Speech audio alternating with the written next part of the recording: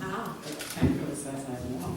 I don't think I have to even adjust anything. Peg, thank you for not being 8 feet tall, because that's usually the first thing I have to do is figure things out. I was here 2 years ago. It's such a beautiful space. It's really a joy to be back. I'm reading a story called Embers. It's a short, but I kind of have to tell you a little bit about it. I'm not officially promoting this anthology, but I'm in an anthology called Flash. And what it is basically flash fiction that is in response to graphic art, like kind of comic, panels.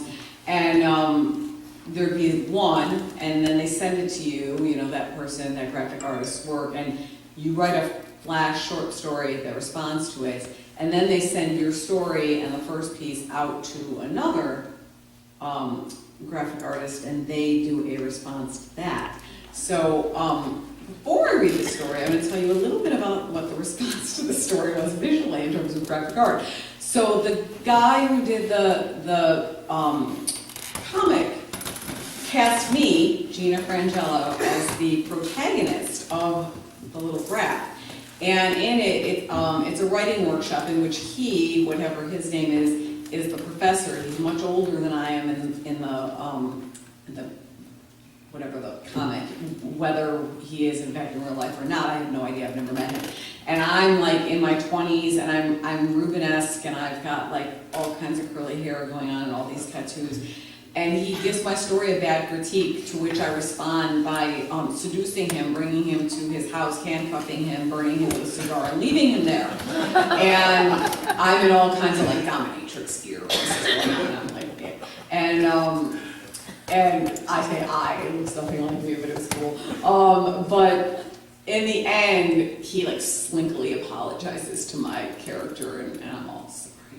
And that's how that ends. But the editors of the anthology were horrified, because they were like, clearly she's suing us, she's pulling her story like this is ridiculous.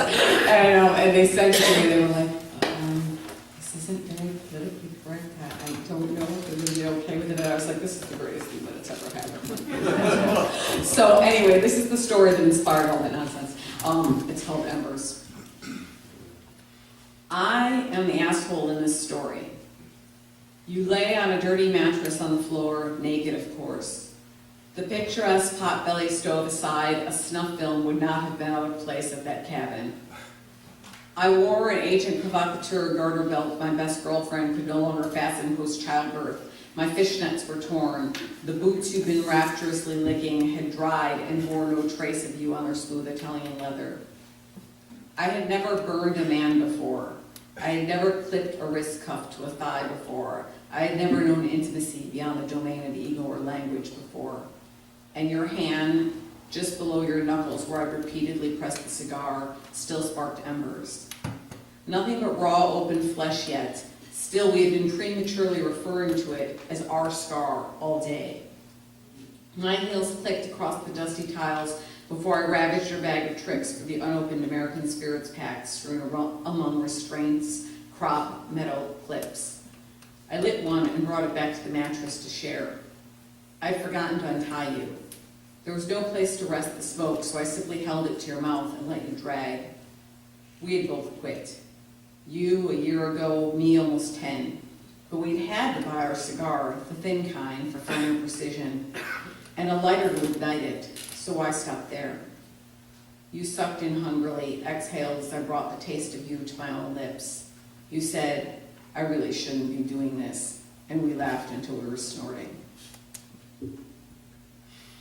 You would reopen the scar just before I saw you 4 months later, so I never got to see it whole.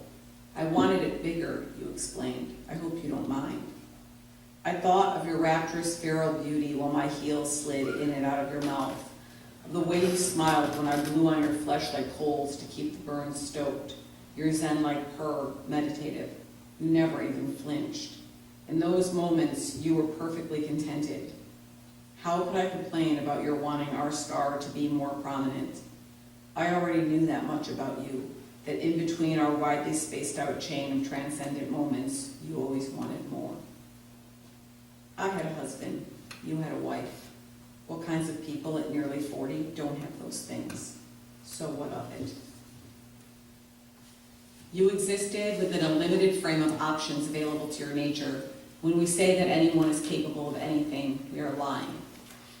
You were capable of lying, yes. That is one thing you were wildly capable of. When it came to lying, we were partners in crime.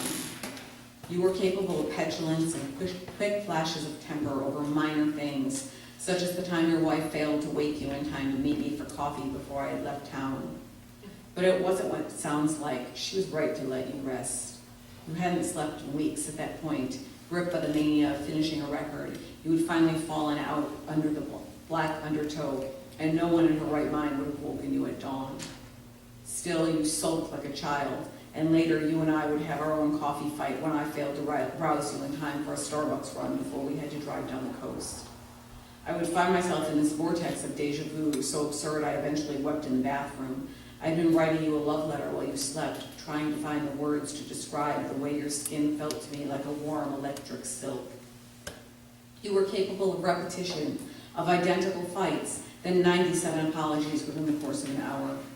Intense, capricious, differently lit. Your entrance to my life, a Wizard of Oz moment, all the technicolor switched on. You existed as we all do within a limited range of options, and the truth is I knew I could love you through them no matter how the die we rolled. There are so many ways to fail a person. My simple non-action of forgetting to delete a text. But unconditional love may be the one thing I got right. Later, I would find myself telling you over and over again, sometimes love just isn't enough. But it was never any surprise when this failed to soothe you. After all, who wants to live in a world where love is not enough? If love isn't enough, what the hell is? I had children. You had no children. Or rather, even if you had had children, I was a mother, whereas you would have been a father.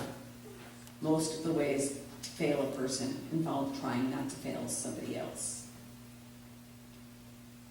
Even before we had kissed for the first time, we had more than 800 emails between us, now all deleted. I wrote you just the other day after my best girlfriend, who at one point had called our correspondence infinite jest, texted me about the Betrayal scandal. What does this remind you of? I wrote to you, my long-lost smutty Foster Wallace, even though there was no point to reaching out after so long, even though comparisons to political scandals could only make us look a dime a dozen. There should be more left to show for us than a scar I had burned into your hand. There is so much more to what we were than the heel of my boot in your mouth. But things look one way if you stay forever, and they look a whole other fucking color if you are the one to go. I remember the way you dropped to sleep in my arms every single time, as though you had never had insomnia in your life. I remember how we used to laugh until our bodies convulsed like the bad kids in the back of a classroom. I remember the way you could recite entire pages of Fitzgerald, and how I had not realized until you wrote a song for me that I had my entire life craved my own song. I remember the way you made filling the car up with gas seem fun even in February. You lean into me better than other people fuck, you once told me. I remember love like we invented it, but we didn't. I never wanted to be the asshole in the story, but though you would protest this characterization, I am. I would beg you to find a way to love me anyway, except I know you do, and that hurts even more. So instead I would beg you to find a way to forget me, but like leaving a stray cat unfed in your yard or hanging up the phone without saying I love you, that is simply not in your range of options. One dawn, we walked the pier and stood listening to the sea lions bark. I had never seen a sea lion before. I had never licked a man's tears before. I had never erased myself before you, but you had become my canvas, and without you I felt drawn in invisible ink. The marine layer fog rolled in from the Pacific, and our leather jackets crackled together when we walked arm in arm. You came with me to buy a present for my sons, and when I had to borrow money, you joked with the guy behind the counter. I just bought gifts for 2 kids who don't know I exist. You hated binaries, but there is nothing in this life that isn't a choice. And after they found out about us, I chose what they wanted over what you wanted. I chose their happiness over yours. Maybe it really is that simple. You said, the embers of us still sparking in the skin across your veins, I really shouldn't be doing this. And we laughed to keep ourselves from crying because you were right.